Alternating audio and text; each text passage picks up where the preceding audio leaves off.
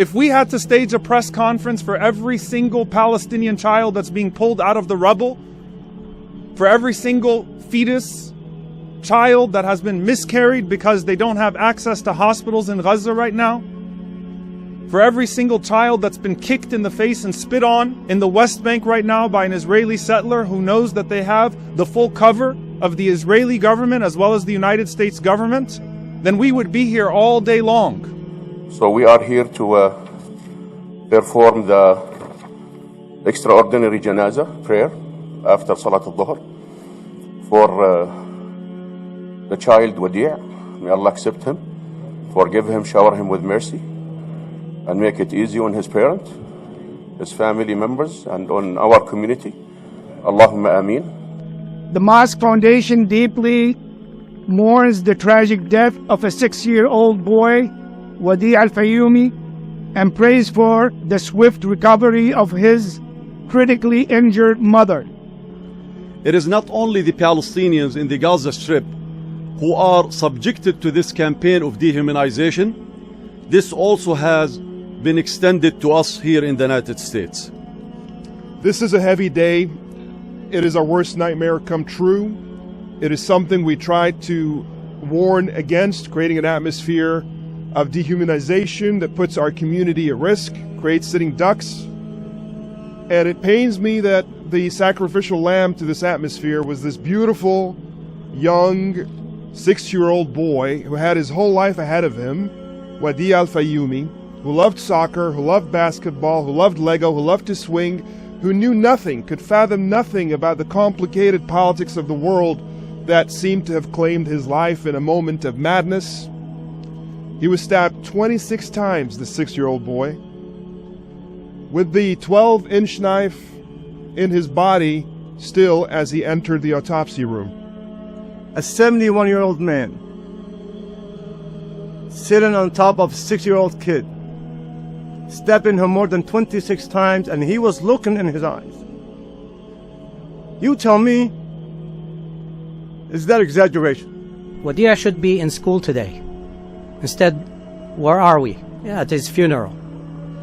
And I'll speak to you as a physician. I have been to multiple missions throughout the world, including conflict areas, including immediately into Syria after the earthquake. I have seen children under the rubble. I have seen children torn to pieces from war. I have never thought I will see this here in America. Sorry, it's kind of throwing me off a little bit. Because I have a 5.5-year-old. She'd be in the same class. And my wife and I have been talking about it all weekend, and we couldn't imagine.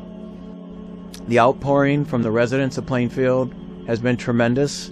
I post frequently on Instagram and Facebook, and the community, and especially the non-Muslim community, is what can we do? How can we help? That no child should ever have to pay for the crimes or for the manufactured image of a criminal. Honestly, when I was thinking of this child, I was thinking and looking at the whole picture, not just this incident, because there is a root cause for what's happening. And it passes my mind George Floyd, when he was shouting, "I can't breathe. I can't breathe," for 9 minutes. There were people taking the sideline, did not interfere. They regretted later on.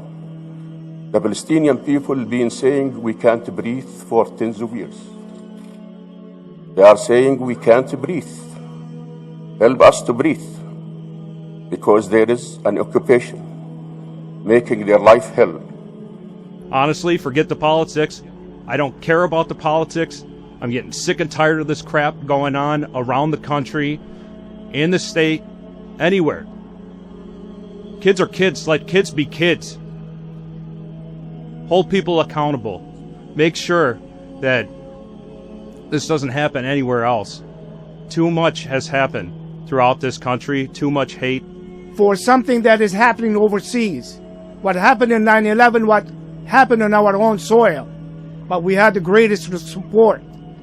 But for something to happen overseas and we see this backlash of hate was really something else. Thank you for attending this conference. We appreciate being here. We hope that we never have to come back here and talk about any incident that involves any innocent people in this country or around the world.